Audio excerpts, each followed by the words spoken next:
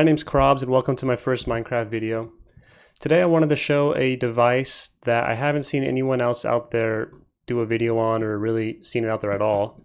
And what it is it is a way of teleporting to it. You teleport to it from anywhere in the overworld at any time you really want.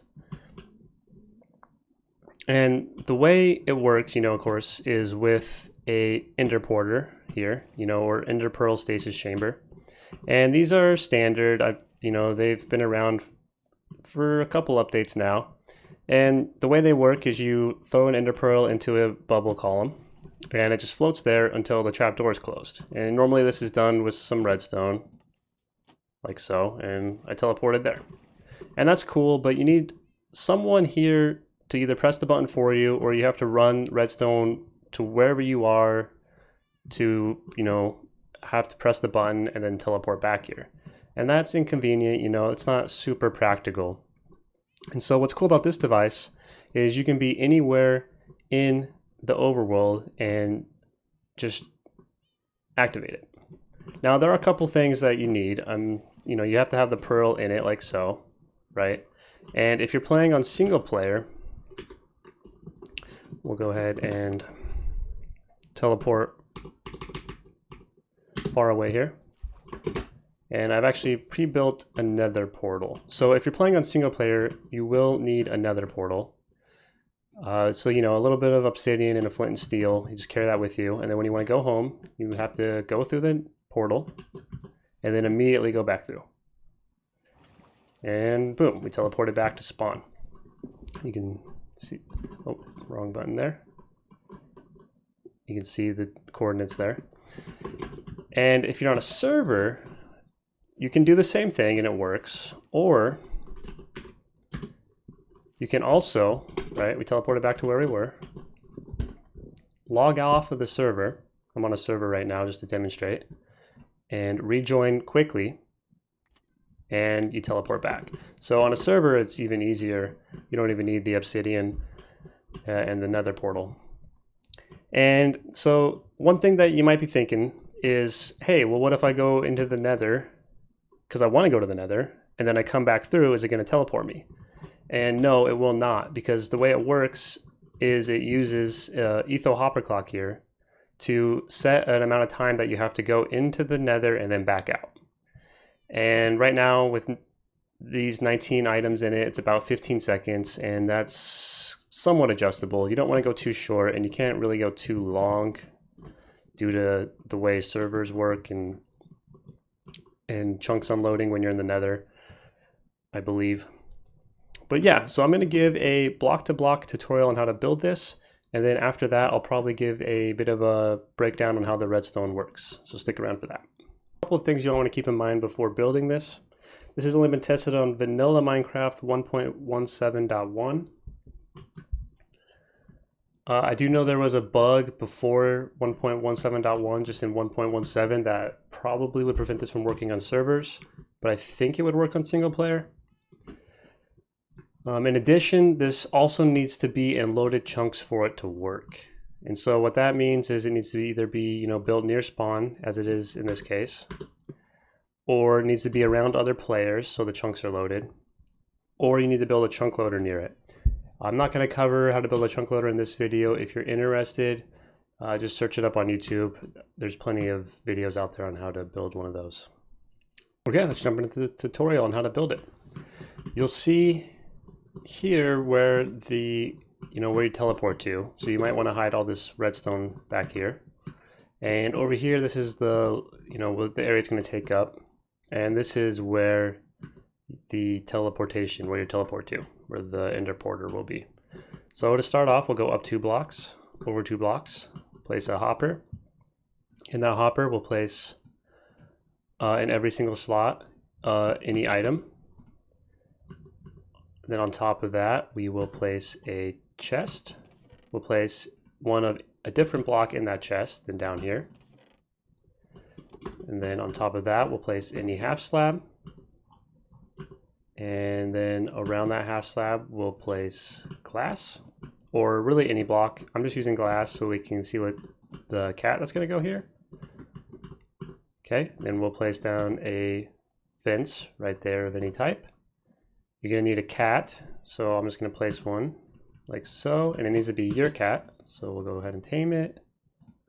Okay, and then we will attach a lead to it and then attach it right there to that fence. We're now going to use any building block. I'm using iron blocks just to make it easy to see, and put a comparator coming out of that chest on the iron block like so. So now if we right click on the cat, you'll notice the comparator turns off, and then if we have the cat stand back up, the comparator is back on. So this is an online player detector, and it was designed by a guy on YouTube by the name of 2No2Name. I'm going to put a link to this down in the description below. I highly recommend checking out his video. He goes in a little bit more detail on how this works. He also has a lot of other great videos on wireless redstone that gets pretty technical, but it's really, really cool if you're interested. I highly recommend checking that out. Okay, so now coming out of this, we're going to place a sticky piston like so, facing up, and then we need a comparator on top of that facing this direction into the cat, so the power comes out this way. And then I'm going to place a couple iron blocks like so, or any building blocks like so. A redstone repeater right here, set the 2 ticks, and then that's going to face into a block with a redstone torch on top of it, like so. And then into that, we're going to have a sticky piston facing like so, a redstone block, and then over here, another sticky piston facing into the block. And this is an etho hopper clock, slightly modified. Underneath the redstone block, we want a hopper, but the hoppers need to be facing each other like so. So hopper there, hopper there. We'll place a building block there, a comparator coming out of this hopper, going into a block, and then place a redstone dust on top of that block. Okay, and then into the hopper clock, we'll place 19 of any item. This is adjustable. You can adjust the timing that you have to go leave the dimension and come back in order to teleport with this. As a quick test, I'm just going to break this to show that it does work. The items are floating, the clock's active. So now, coming out right next to this, right next to this hopper, we'll place a redstone repeater. And then I'm actually going to switch this glass out with a solid block like so. And we'll have a torch over there and a building block on top of that torch.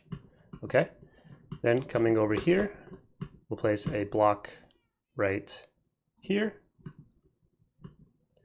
a block here, a redstone repeater right here, set to 4 ticks, a block right there that the redstone repeater is facing into, and then another redstone torch right there, and a block above that. Okay, now we need a block in between these 2 redstone torches, redstone on it, a block there, a repeater set to 4 ticks,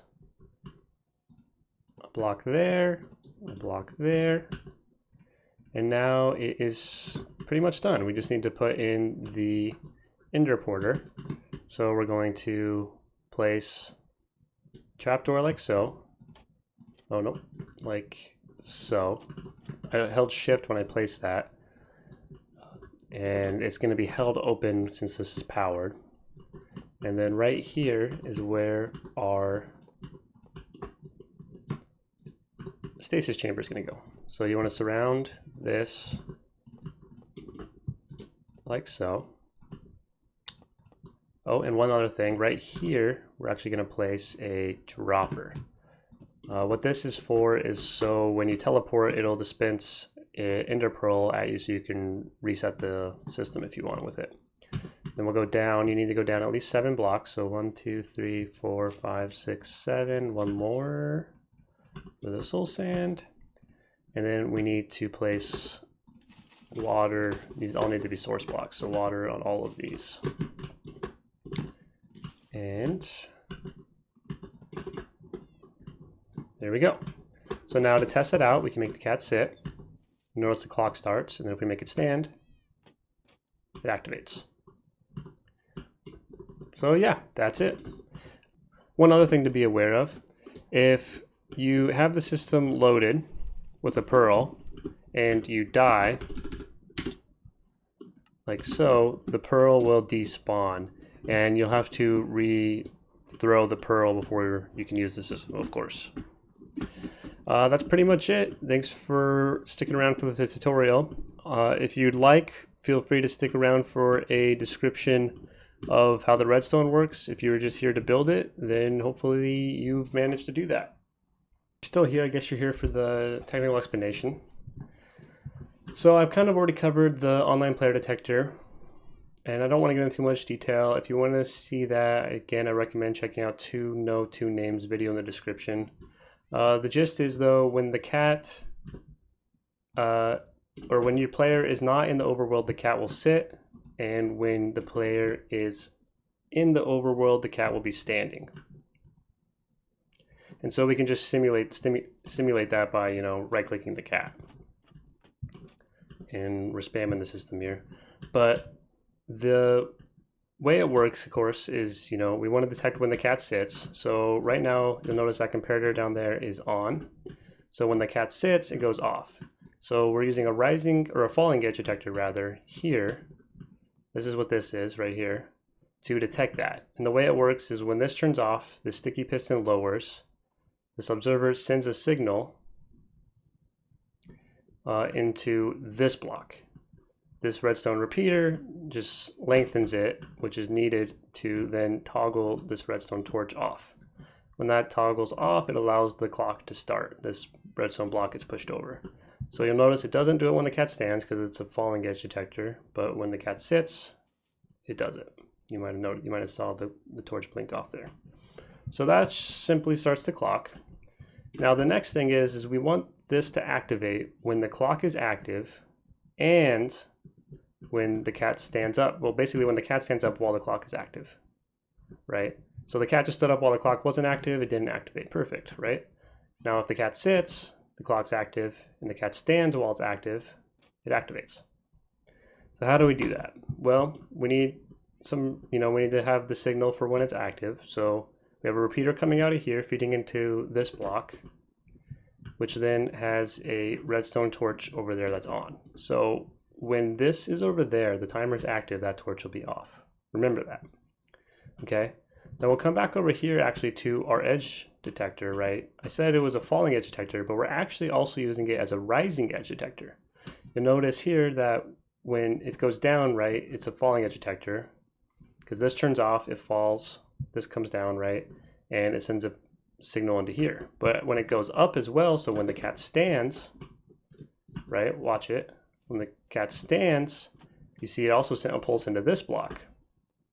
And so we're actually using that over here. We're taking the signal from that, lengthen it, you know, have it going into a 4-tick repeater, and then that goes into a torch here. So when the cat stands, this torch will turn off, and that's good. So then we have an AND gate here, right?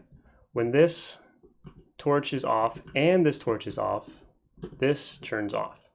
But if this is on, this is on, you know, and if this is on, this is on. If either one's on, this will be on. But if they're both off, this will be off.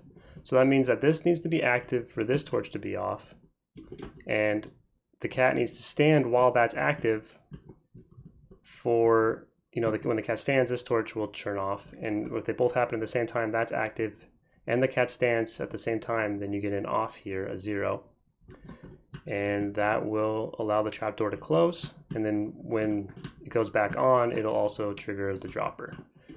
And we just have a couple, you know, a 4-tick delay repeater there and one here to delay a little bit from when the cat stands to when that happens, because I noticed that if you were to log out and then log back in and it happened too quickly, it sometimes would not actually trigger, like the pearl wasn't loaded or something, and it wouldn't activate the pearl. So we had to delay it a bit here using a couple repeaters. But yeah, that's pretty much it. The other thing you might be interested in is, say maybe you are having problems with being able to activate the device. Like you log out and then you log back in, but it takes like 20 seconds to log into the server or something crazy, and you can't get it to activate. In that case, you may want to actually add more items to this hopper here. In my video, I had 19 in it at the start. I already added more here. But there, so it's 19. And that gives you about 15 seconds, I believe. But, you know, if you want to add more time, you can just add more items here, and that'll give you a bigger window to leave and come back to activate it. The only thing is you don't want to go too long.